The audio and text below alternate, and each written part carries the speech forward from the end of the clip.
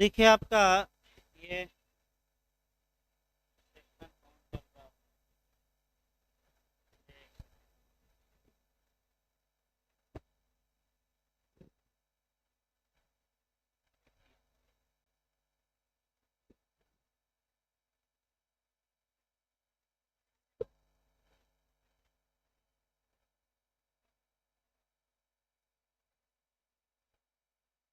देखिए आपका जो सेक्शन पढ़ाया गया था आपका 38 तक पढ़ाया गया था। अब हमें आपका 39 शुरू करना है। और जो सेक्शन 39 है ये आपका काफ़ी महत्वपूर्ण है। और यहाँ थोड़ा समय लगता है, यानी कि यही एक सेक्शन है जो बड़ा सेक्शन है, यानी कि सबसे आपका बड़ा सेक्शन कह सकते हैं यही है आपका। पुलिस की भूमिका, कृत्य तथा कर्तव्य, आइए 39, यानी कि पुलिस की भूमिका क्या होगी, पुलिस के कार्य क्या होंगे, उनकी ड्यूटी या कर्तव्य क्या होंगे।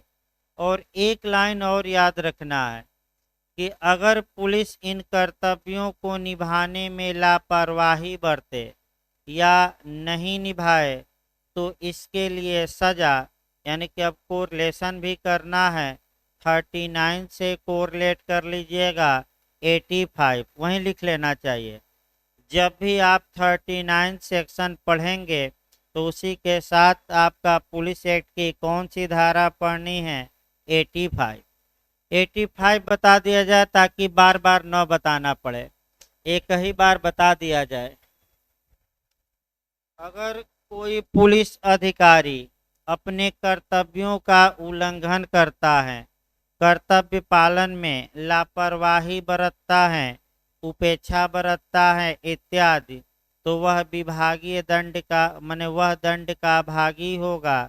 और दंड उसे जो दिया जा सकता है उसका उल्लेख 85 सेक्शन में है। दंड जरूर याद रखिए, ये आपका पूछ सकता है 3 मास के वेतन के बराबर फाइन या जुर्माना लगाया जा सकता है, या 3 मास तक का कारावास, या दोनों आ सकता है। कर्तव्य के पालन न करने पर कितनी सजा, फिर एक बार हम बता रहे हैं, ये रट कर जाना है। 3 मास के वेतन के बराबर क्या लगाया जा सकता है, जुर्माना, या 3 मास का क्या अधिकतम दिया जा सकता है, जेल की सजा, या दोनों। दोनों का मतलब कि जेल की सजा भी और जुर्माना भी। ये क्वेश्चन आ सकता है, इसमें कोई शक नहीं है। तो आइए पुलिस की भूमिका, कार्य और कर्तव्य देखा जाए, एक एक करके आपका चलना है।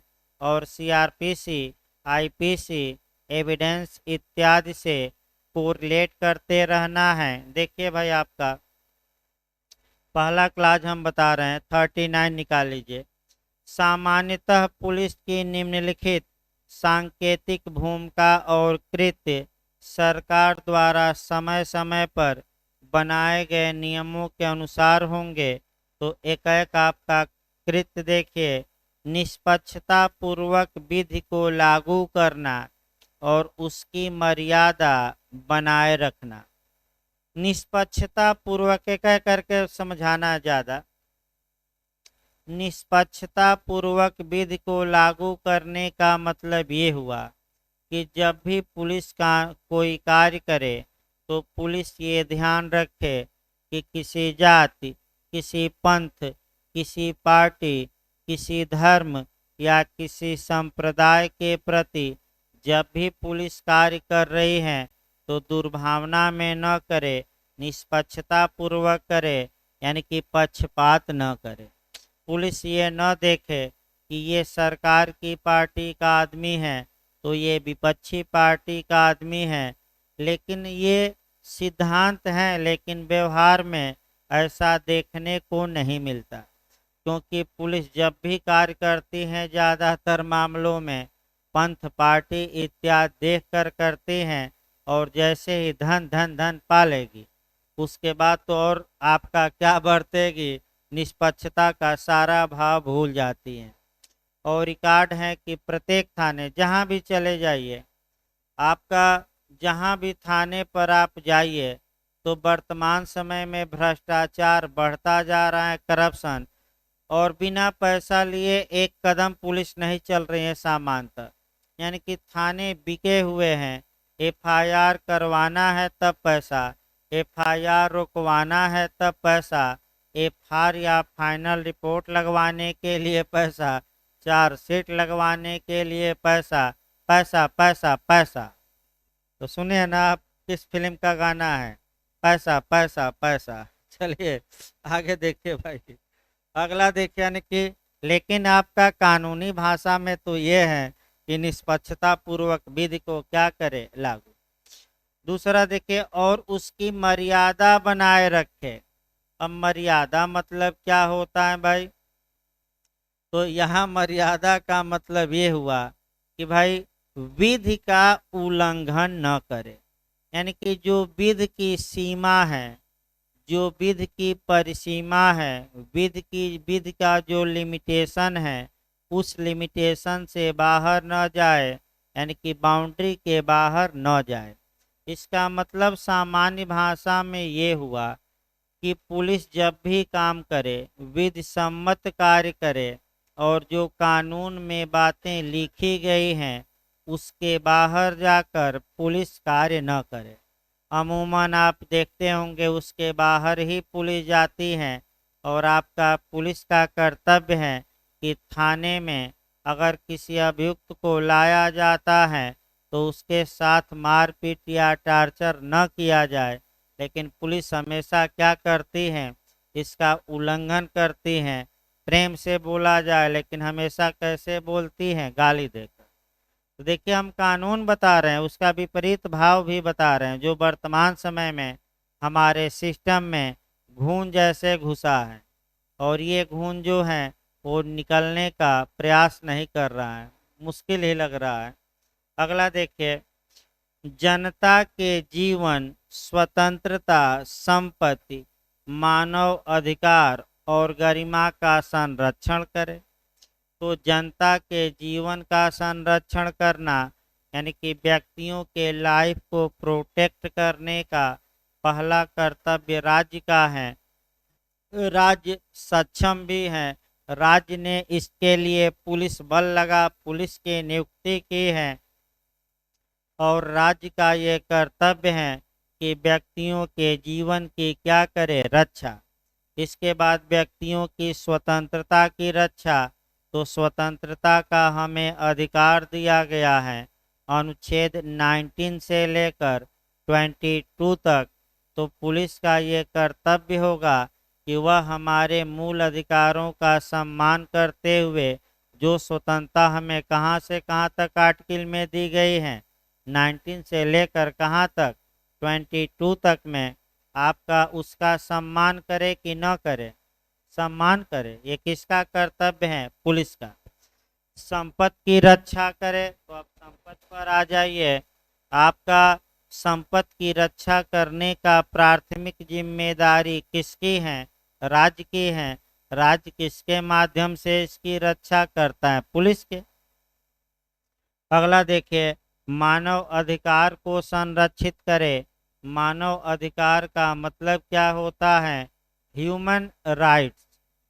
मानव अधिकार का मतलब ऐसे अधिकार जो किसी मानव को मानव होने के नाते नेचर ने प्रदान किया है, प्रकृति ने प्रदान किया है।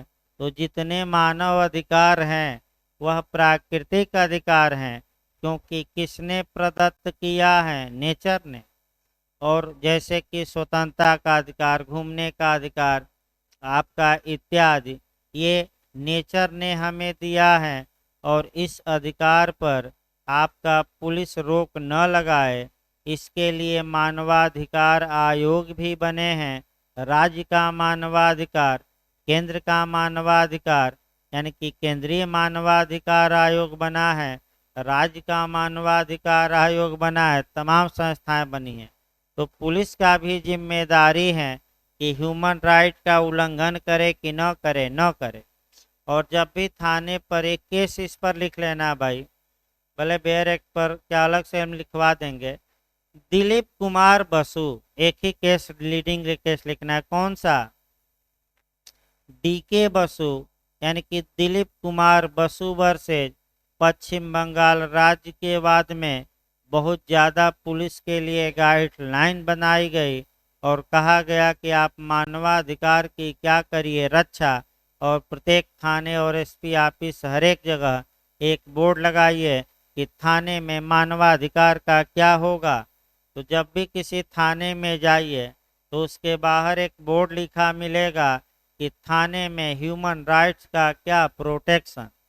लेकिन अंदर जाइए तो हमेशा क्या होता रहता है, 15 मानवाधिकार लिखे रहेंगे। देखिएगा जाकर कहीं भी जाइएगा तो कम से कम एक बार आप क्या करिए, थाने में हमारी बातों को गौर करके थाने के गेट पर आसपास लिखा रहेगा। देखिए आगे भाई, गरिमा का संरक्षण, डिग्निटी।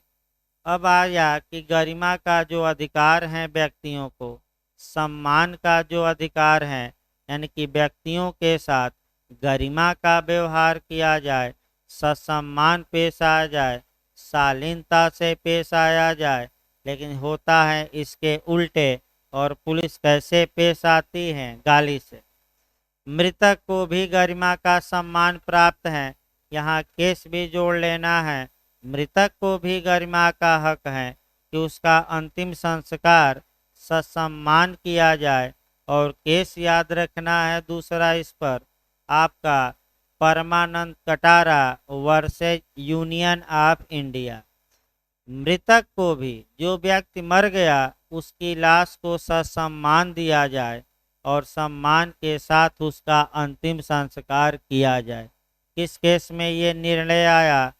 परमानंद कटारा वर्सेज भारत संघ। अगला देखिए, खंड बी देखा जाए, कानून और व्यवस्था को बनाए रखने में सहायता करना। पुलिस का ये कार्य है कि वह लॉ एंड ऑर्डर मेंटेन रखने में सहायता करे, यानी कि कहीं उपद्रव न हो, दंगा न हो, बलवा न हो इत्यादि। सी देखिए, आंतरिक सुरक्षा का संरक्षण, यानी कि इंटरनल सिक्योरिटी को प्रोटेक्ट करे पुलिस, आतंकवादी गतिविधियों पर नियंत्रण रखे। तो अभी आपने 1-2 दिन पहले ही देखा कि पुलिस ने क्या काम किया कि आपका बहुत बड़े नेटवर्क को पकड़ा, हथियार पकड़ा, आरडीएक्स पकड़ा। अगर ये पकड़े नहीं जाते तो कई राज्यों में क्या हो जाते, बम विस्फोट हो जाते। यानी कि मैं बार बार बता रहा हूँ कि जब से अफगानिस्तान में तालिबान की सरकार बनी है, जो आतंकवादी हैं उनका सीना 56 इंची से कितना इंचा हो गया है? 57। यानी कि उनका हौसला बढ़ गया है कि अब हम क्या करेंगे, एक जगह हम जीत चुके हैं और जगह हम जीतेंगे, ये इसमें कोई शक नहीं। और भारत पर सबसे ज़्यादा खतरा है। और देखें ही आप कि आरडीएक्स और तमाम चीज़ें इन लोगों के पास बरामद हुई तो खुफिया एजेंसियां भी हमारी क्या हैं? सतर्क हैं और फोन टैपिंग पर लगी हैं, इसमें कोई शक नहीं है। तमाम संदिग्ध जो नंबर होते हैं उनका टैपिंग होती है। और सरकार ने भी पेगासस मामले में सुप्रीम कोर्ट में ये माना है कि हम, ये देश की सुरक्षा का मुद्दा है, हम सार्वजनिक बहस नहीं कर सकते। अटॉर्नी जनरल ने कहा सुप्रीम कोर्ट में, अभी 2 दिन पहले 3 दिन निकला था, और इस मुद्दे पर सार्वजनिक बहस नहीं हो सकती। देश की सुरक्षा के लिए कुछ लोगों का फोन टेप करना आवश्यक होता है ताकि आतंकवादी गतिविधियों को क्या किया जा सके, रोका जा सके। तो ये सब पकड़े जाते हैं, तो आप थोड़ा दिमाग लगाइए कैसे पकड़ लिए जाते हैं। तो तमाम संदिग्ध फोनों को टेप किया जाता है और टेप करते करते एक ही बार छापा पड़ता है दिल्ली से दौलताबाद। आप देखे होंगे कि कई राज्यों में क्या हुआ, एक ही दिन छापा पड़ा और सभी अभियुक्त क्या किए गए, ज़्यादातर पकड़े गए, क्योंकि सबका फोन टेप और समय आने पर सबका हिसाब लिया जाएगा। अगला देखिए, सामुदायिक समन्वय के भंग होने को रोकना, यानी कि आपस में आपका प्रेम व्यवहार बना रहे कहीं कटुता समाज में न फैले, इसको भी रोकना किसका कार्य है? पुलिस का ही। अगला देखिए, युद्धमान गतिविधियों और अन्य आंतरिक सुरक्षा को प्रभावित करने वाली अन्य परिस्थितियों का निवारण करना और नियंत्रण करना, यानी कि कोई व्यक्ति या कोई उग्रवादी समूह, कोई नक्सलाइट या कोई उग्रवादी समूह युद्धमान गतिविधि में न हो। ये नहीं कि राज्य सरकार के साथ ही युद्ध करने लगे और ये कहे कि हम राज्य सरकार को उखाड़ कर क्या करेंगे, फेंक देंगे, जैसे अफगानिस्तान में है कि आखिर फेंक ही दिए सब राज्य सरकार को। तो अब पुलिस का ये कार्य है कि ऐसी गतिविधियों को क्या करे, रोके कि ना रोके? रोके। अगला देखिए डी, सड़कों, रेलों, पुलों की संरचनाओं तथा अधिष्ठान इत्यादि सार्वजनिक संपत्तियों की विध्वंसक कार्यों या किसी प्रकार के आक्रमण से संरक्षण करना, यानी कि कोई व्यक्ति सड़कों को तहस नहस न करे, रेल पटरियों को तहस नहस न करे, पुल को ध्वस्त न करे, या जो सरकारी अधिष्ठान है, सरकारी बिल्डिंगें हैं, सरकारी विभाग हैं, उन बिल्डिंगों को बम से न उड़ा दे, आग न लगा दे। ये किसका कर्तव्य है कि रोका जाए इनमें आग लगाने इत्यादि में? पुलिस का। अगला देखिए, और जो सूचनाएं आ रही हैं, जो पकड़े गए हैं आतंकवादी, माने वह उनका टारगेट था ट्रेन और आपका सार्वजनिक स्तर, और पुल भी टारगेट था कि आरडीएक्स से हम क्या करेंगे, उड़ा देंगे। अगला देखिए भाई, अगला आपका है अपराध निवारण करना। तो पहले अब पहले पूरा पढ़ लिया जाए, तब सीआरपीसी में इसे जोड़ना है। सबसे अच्छा है पढ़ते समय आप जोड़ते रहे बेर पर, ठीक रहेगा एक एक लाइन, क्योंकि लिखवाते समय सही बात है कि उतना कोरिलेट करके लिखवाया नहीं जाता जितना पढ़ाते समय बताया जाता है। देखिए आपका ई, देखिए, अपराध निवारण करना तथा उसके निवारक कार्यों और उपायों तथा अपराध निवारण हेतु उचित उपायों के कार्यान्वयन से संबंधित अभिकरणों के साथ साथ सहयोग और सहायता द्वारा अपराध की घटनाएं घटित होने के अवसरों को कम करना। यानी कि दो तीन बातें इसमें आई। पहला हुआ अपराध का निवारण करना, यानी कि इसका मतलब कि ऑफेंस को प्रिवेंट करना। तो पुलिस का निवारक कार्य दिया गया है सीआरपीसी के अध्याय 11 में और सेक्शन 149 से लेकर 153, यानी कि सीआर यहाँ जोड़ लेना है निवारक कार्य में कि पुलिस का प्रिवेंटिव एक्ट दिया गया है सीआरपीसी के किस चैप्टर में? 11 में। सेक्शन कहाँ से कहाँ तक?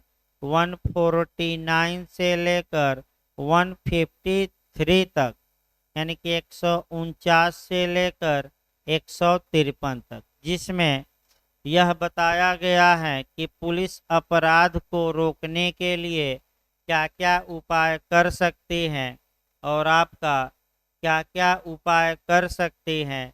एक सेक्शन महत्वपूर्ण है, उसमें 151 एक सेक्शन ही पूछा जाता है। 151 यानी कि प्रिवेंटिव अरेस्ट। प्रिवेंटिव अरेस्ट का मतलब हुआ निवारक गिरफ्तारी। निवारक गिरफ्तारी का मतलब हुआ अपराध करने के पहले ही उस व्यक्ति को क्या कर लिया जाए? गिरफ्तार। तो मान लीजिए कोई व्यक्ति उतावला है कि वह अपराध करके ही रहेगा और संज्ञेय अपराध करके रहेगा, तो पुलिस उसको अपराध करने से रोकने के लिए वारंट के बिना क्या कर सकती है? गिरफ्तार। सीआरपीसी की कौन सी धारा मारेंगे? 151। ये मेंस में भी बिहार में एक बार पूछा गया है कि प्रिवेंटिव अरेस्ट क्या होता है। तो प्रिवेंटिव अरेस्ट का मतलब अपराध करने के पहले ही क्या कर लेना? गिरफ्तार। ताकि अपराध को होने से क्या किया जाए, रोका जाए। फिर इसी में कहा गया है कि पुलिस का ये कर्तव्य होगा कि वह ऐसी समन्वय बनाए अन्य मने विभागों से, जिससे कि अपराध की जो घटनाएं हैं उसमें कमी आए, यानी कि जो अपराध की घटनाएं बढ़ रही हैं उसमें क्या आए, कमी आए। इसके लिए तमाम उपाय पुलिस करती है। अपराध निरोधक समिति बनाती हैं, मोहल्ले में जासूस रखती हैं, मुखबिर रखती हैं, और मुखबिर क्या किसको सूचना देते रहते हैं, पुलिस को। और इसी को आपका मुखबिरों को ही पहले मारा जाता है, जैसे तालिबान ही मार रहे हैं। जितने अमेरिका के मुखबिर थे उनको घर से निकाल निकाल कर गोली मार कर क्या कर दे रहे हैं, लाश के साथ फुटबॉल खेल रहे हैं। आप देख सकते हैं, तो ये गद्दार कहलाते हैं। लेकिन पुलिस की भूमिका मुखबिरों से ही चलती है, और मुखबिरों को आपका मैं बता दूं, जनता में हिल मिल कर रहना चाहिए, और भनक भी न लगे कि ये पुलिस का क्या है, मुखबिर। भनक लग जाएगी तब तो अपराधी पहले किसको निपटा देंगे, मुखबिर को। तो आगे देखिए भाई, आपका अगला देखिए, खंड च देखिए, किसी शिकायतकर्ता अथवा उसके प्रतिनिधि द्वारा उपस्थित होकर अथवा डाक द्वारा या ईमेल या अन्य साधनों से प्राप्त समस्त शिकायतों का सम्यक रूप से अभिस्वीकृति, एक्नॉलेजमेंट यानी कि स्वीकार करना, एक्सेप्ट करना, स्वीकृति के पश्चात उस पर तुरंत अनुवर्ती कार्यवाही करना, यानी कि उसके तुरंत बाद की कार्यवाही करना। ये भी काफी महत्वपूर्ण है। महत्वपूर्ण इसलिए है, देखिए आपका भाई, अगर कोई शिकायत करता या उसका प्रतिनिधि उपस्थित होकर, या तो थाने में उपस्थित होकर कोई बात कहे, या उपस्थित नहीं हुआ ईमेल भेज दिया, आपका फैक्स भेज दिया, डाक से लेटर भेज दिया, फोन से सूचना दे दिया इत्यादि, तो पुलिस का ये कर्तव्य है कि उस सूचना को वह एक्सेप्ट करे और उसके बाद की कार्यवाही करे। तो 2-3 सूचना कम से कम सीआरपीसी में दिलवा दीजिए, और तब यहाँ भी आप पढ़िए। अगर कोई व्यक्ति पुलिस के समक्ष आता है, संज्ञेय अपराध की सूचना देता है, कॉग्निजेबल ऑफेंस की सूचना देता है, तो पुलिस का क्या कर्तव्य है, थाने से भगा दिया जाए कि उसकी सूचना को दर्ज करके आगे कार्यवाही की जाए। तो कर्तव्य क्या है, दर्ज करे कि न करे, करे। और नहीं करती है तो पुलिस दंड की क्या होगी, भागी। आईपीसी में भी दंडनीय है 166 ए, एनसीआर में भी यानी कि 154 सीआरपीसी से हम कोरिलेट किए। और असंज्ञेय अपराध में अगर सूचना दी गई है तो सीआरपीसी की कौन सी धारा अप्लाई होगी, 155। अगला देखिए 155 एनसीआर जिसे कहा जाता है, दो धारा हैं, 155 और 154, 155 दोनों, भाई दोनों धाराएं हैं। अगला देखिए, ऐसी शिकायतों अथवा अन्यथा द्वारा उसके संज्ञान में आने वाले संज्ञेय अपराधों का पंजीकरण, अन्वेषण, शिकायतकर्ता को प्राथमिकी की प्रति सम्यक रूप से प्रदान करना, और उचित हो तो अपराधियों को हिरासत में लेना और विधि के अनुसार अन्वेषण करने का कार्य भी पुलिस का है। यहाँ से और शुद्ध रूप से आपका जुड़ती है सीआरपीसी की धारा 154। देखिए अभी आपका यहाँ न मैंने इसमें न पढ़िए, पहले सीआरपीसी पढ़िए, तो ये अपने आप आ जाएगी। देखिए आप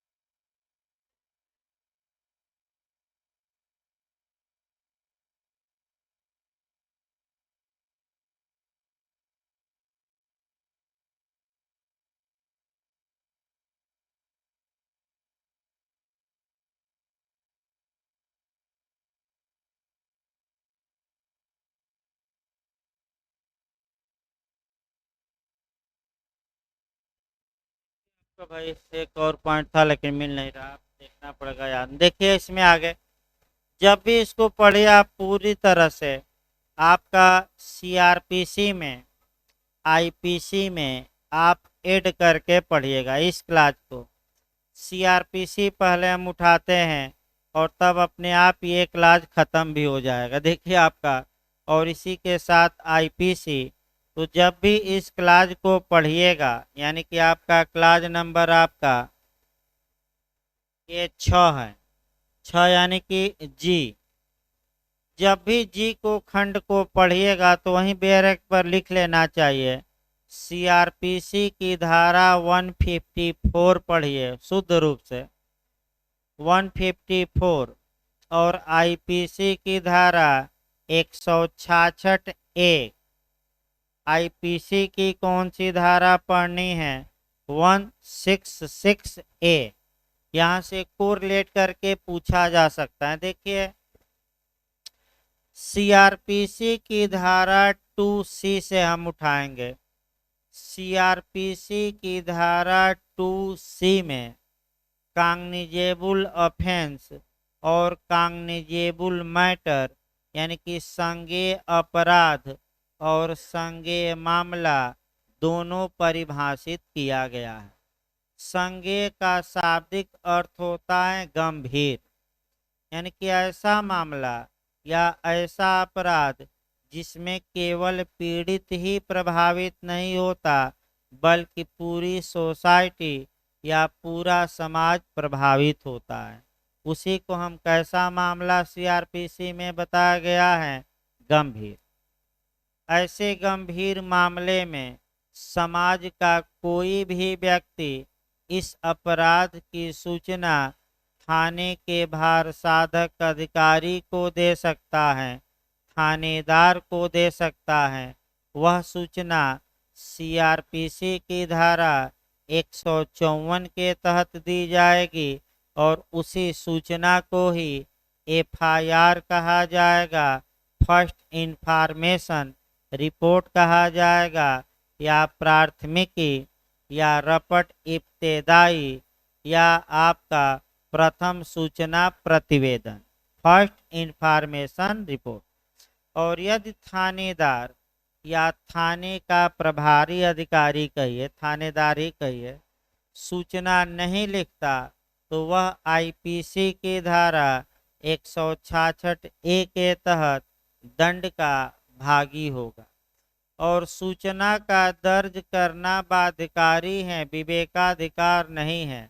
ललिता कुमारी का केस आया, ललिता कुमारी वर्सेज उत्तर प्रदेश राज्य। ललिता कुमारी का केस है, सीआरपीसी में पूछ सकता है। ललिता कुमारी बहुत ही महत्वपूर्ण केस है आपका, ललिता कुमारी। एफआईआर दर्ज करना क्या है? बाध्यकारी। अब जब एफआईआर आप लोग बताइए कितनी प्रतियों में दर्ज की जाती हैं? 3। और 3 प्रतियां जाती कहाँ हैं? तो मूल प्रति जो होगी मजिस्ट्रेट के पास, सेकंड प्रति सूचनादाता को, माने जो एफआईआर करा रहा है उसको तत्काल और निःशुल्क दी जाएगी, और तीसरी प्रति थाने के क्या रहेगी? रिकॉर्ड में। तो झारखंड ने जो क्वेश्चन बनाया, एक शब्द पर केवल अंतर किया कि जो सेकंड प्रति है सूचनादाता को दी जा सकेगी, तो हम सकेगी नहीं बता रहे हैं, दी जाएगी। तो यही गलत है, सकेगी नहीं, क्या की जाएगी? दी जाएगी माने बाध्यकारी, और सकेगी लिखा रहे तो विवेकाधिकार। तो क्या ये गलत है? दी जा सकेगी नहीं, वहाँ क्या होना चाहिए? दी। यानी कि 4 ऑप्शन दिया था। देखिए एक शब्द, बस एक शब्द पर आपका दी जाएगी और दी जा सकेगी। और जो लोग ये शब्द नहीं पकड़ पाए, गलत करके ही आए, तो भाई शब्दों को तो पकड़ना ही पड़ेगा अगर कंपटीशन निकालना है, क्योंकि फाइट बढ़ती जा रही है। और आप ये सोचेंगे कि बहुत आसानी से कंपटीशन निकल जाए, तो भाई सुस्ती नहीं फुर्ती रहनी चाहिए पढ़ाई में। अब सुस्ती से कंपटीशन निकलने वाला नहीं है, एक एक छोटी छोटी बातों पर भी गौर करना पड़ेगा। अगला देखिए भाई आपका, अगला जी के बाद एच देखा जाए। जन समुदाय में सुरक्षा की भावना पैदा करना और उसे बनाए रखना तथा यथासंभव संघर्ष या आंदोलनों को रोकना और सौहार्द को बढ़ावा देना। यानी कि जन समुदाय में सुरक्षा की भावना पैदा हो, इसके लिए हमेशा ड्यूटी पर लगे रहिए, फ्लैग मार्च करते रहिए, दौड़ते रहिए, ताकि आम आदमी ये महसूस करे कि पुलिस हमारे क्या है, साथ हैं।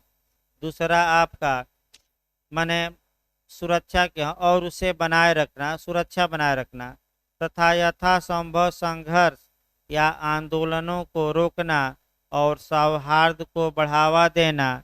तो संघर्ष को रोका जाए, आंदोलन को रोका जाए। तो देख ही रहे इस समय आंदोलन कौन चल रहा है, किसानों का।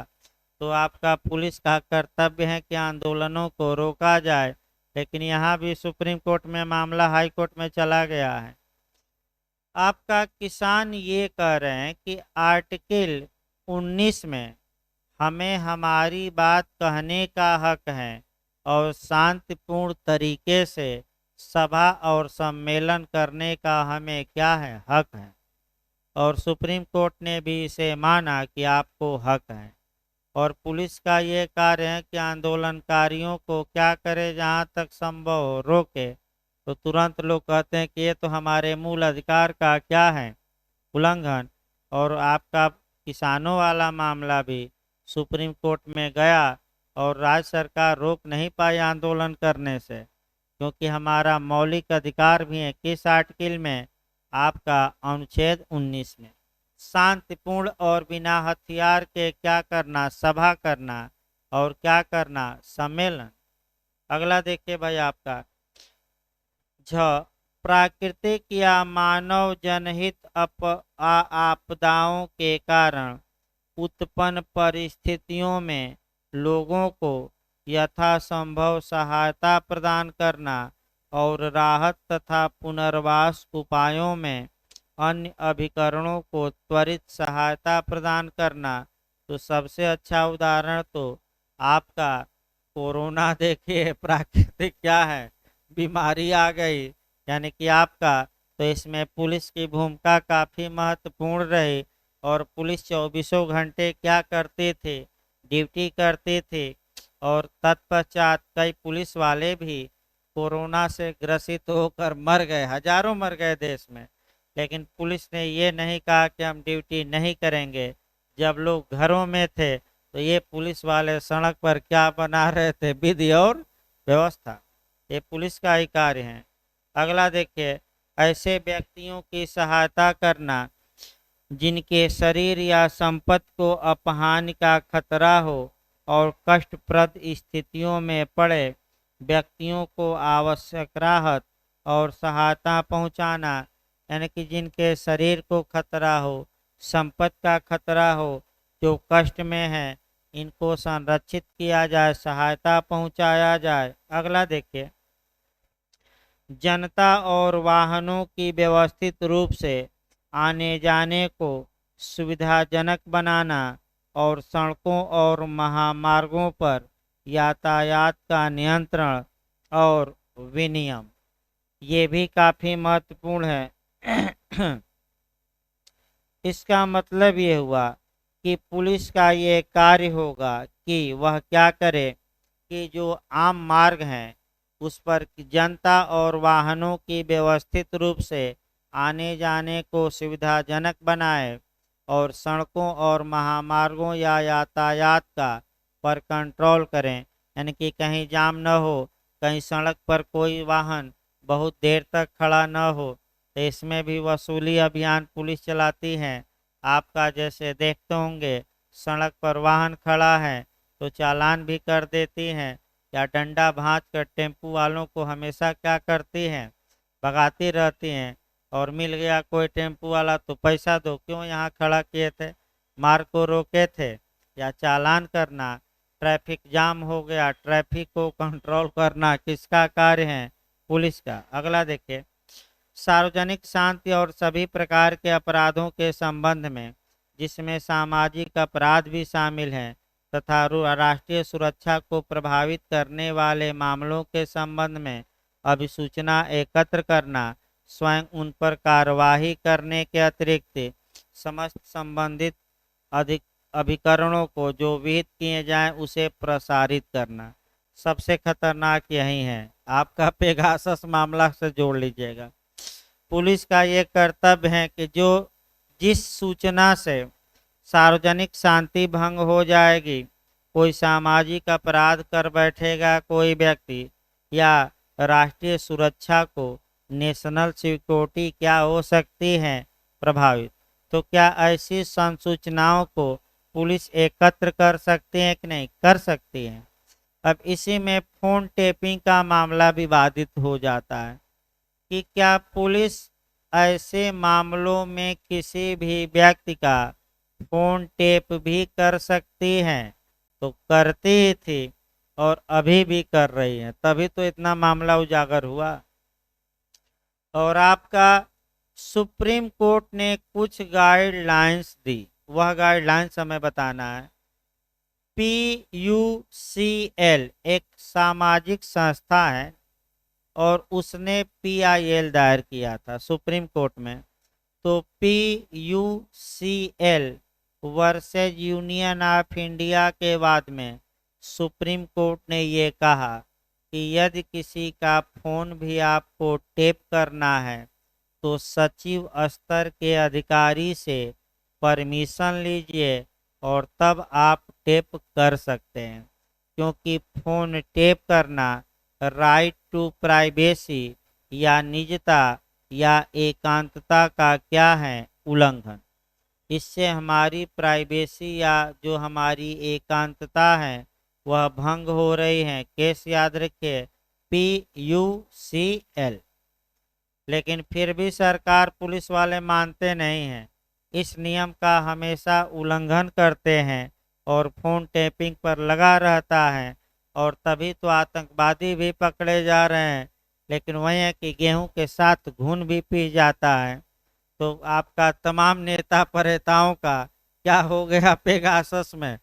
इसमें कोई शक नहीं कि सरकार ने किया है, और तमाम जगह सरकार ने भाजपा की सरकार को भी गिराया है, इसमें कोई शक नहीं है। बस वही है कि राष्ट्रीय सुरक्षा को मुद्दा बनाकर और सरकार ये कह रही है कि हम ओपन नहीं करेंगे, फोन टेप करना आतंकी गतिविधियों को रोकने के लिए आवश्यक है।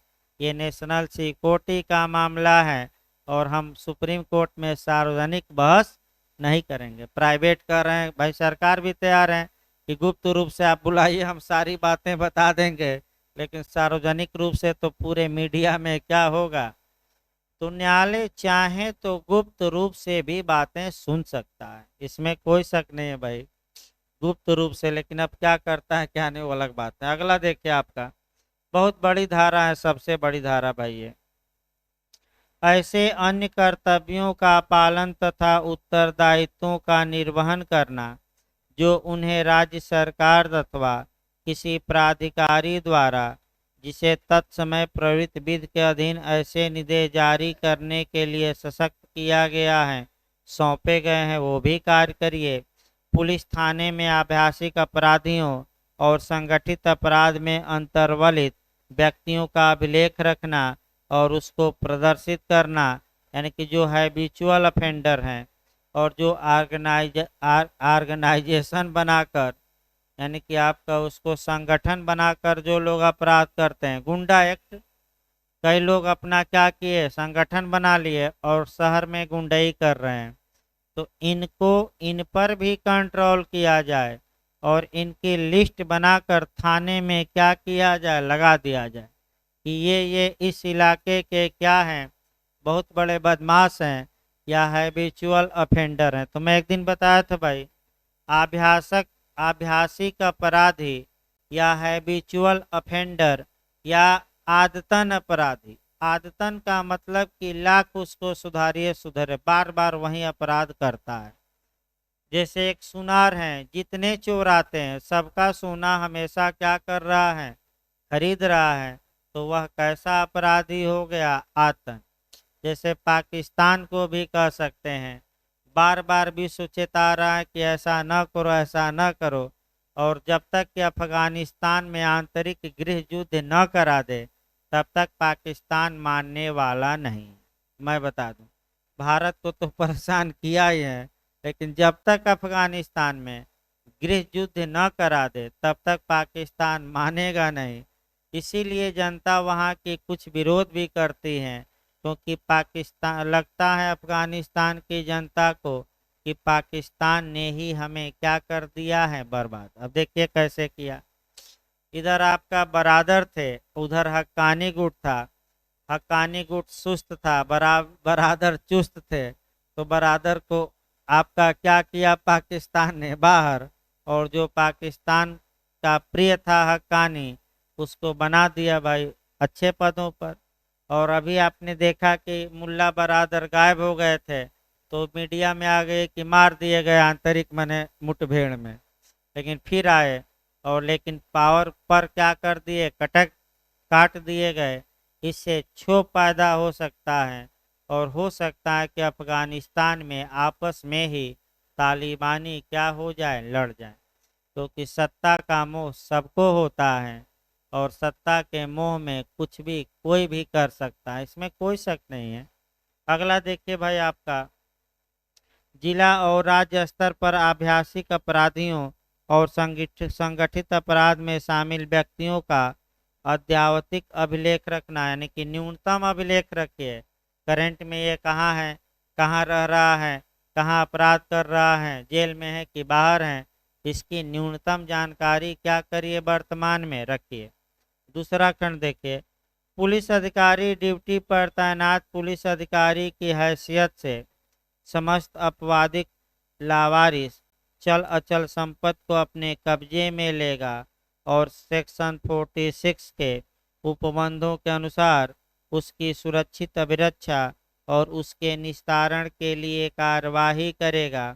यहाँ भी आपका अच्छा क्वेश्चन बन सकता है कि पुलिस अधिकारी जो लाबादा लाबादा संपत्ति होती है, चल संपत्ति, या लाबादा, लाबादा माने लावारिस, लावारिस माने जिसका कोई वारिस न हो, यानी कि बिना दावे की संपत्ति। बिना दावा मतलब किसी का पर्स गिर गया, अब किसका है कोई पता नहीं है, तो पुलिस उस पर्स को अपने कब्जे में ले, और कब्जे में लेकर अधिकारी को सूचित करे। फिर आपका इसको कल बताया जाएगा डिटेल में, क्योंकि इसको आपका 3-4 जगह से जोड़ना पड़ेगा। भाई पढ़ कर आएगा कहाँ कहाँ से जोड़ना, मैं लिखवा दे रहा हूँ 1 मिनट में। इसको आईपीसी की धारा 403 और 404 से जोड़िएगा। आईपीसी की धारा 403 और 404 से। फिर इसको सीआरपीसी की धारा 103 से, सीआरपीसी हम लिखवा रहे हैं 103। फिर कॉन्ट्रैक्ट की धारा 71, कॉन्ट्रैक्ट में लिखिए, कॉन्ट्रैक्ट की धारा 71। फिर 168 कॉन्ट्रैक्ट में चल रहा है, 168, और 169 169। कॉन्ट्रैक्ट में कम से कम कितनी धाराओं को आप जोड़ेंगे? तीनों बताना पड़ेगा। और पुलिस एक्ट में आपका धारा 39 का क्लाज 2 और धारा 46 भी पढ़ना है। 39 का जो क्लाज 2 है, क्लाज 2 में ही तो दिया गया है, क्या है ये नीचे उसके ऊपर भाई, क्लास 2 में, और इसी के साथ हम जोड़ेंगे 46। मेंस में भी क्वेश्चन यूपी में आ चुका है भाई। अगर जैसे कि यूपी आप पढ़ेंगे तो उसमें आपका जो पढ़ाया जाएगा धारा, पुलिस एक्ट के अलग धारा है 25, 26, 27, उसमें भी इसको लावारिस को लाबादा कहते हैं, लबदा नहीं, लाबादा, बिना दावे की संपत्ति या जिसका कोई वारिस न हो। तो इसको कल आपका डिटेल में हम बताएंगे। भाई कल का शेड्यूल फिर बता दिया जाए, 8:30 से 10:30 बजे तक आपका ये अंतर्राष्ट्रीय संगठन चलेगा। कॉपी लेकर लाइएगा, लिखवाया भी जाएगा क्योंकि स्रोत बताना है। और जैसे ही आधा पौन घंटा में स्रोत खत्म हो अनुच्छेद 38, वैसे ही आपका लिखवाया जाएगा महासभा से। और पुलिस एक्ट में आपका ये पहले लाबादा संपत्ति बता दी जाएगी और तब अगली धाराएं आपका छोटी छोटी कुछ हैं। फिर आपका बड़ी धारा 2-3 आएगी, लेकिन अब जो सबसे बड़ी धारा 39 ही थी। इसमें एक लेक्चर पूरा लगा, वो भी थोड़ा स्पीड में पढ़ाया गया तब, नहीं तो 2 लेक्चर कम से कम और अच्छे से पढ़ाइए तो 2 लेक्चर लग जाते। तो कल पहले लाबादा पढ़ा दिया जाएगा हर एक जगह से जोड़कर। यूपी का पुलिस एक्ट भी हम जोड़ देंगे 25, 26, 27, ताकि सही रहेगा। जो लोग यूपी देना चाहें भविष्य में कुछ याद रहे। तो कल क्लास चलेगा भाई 8:30 बजे से। अब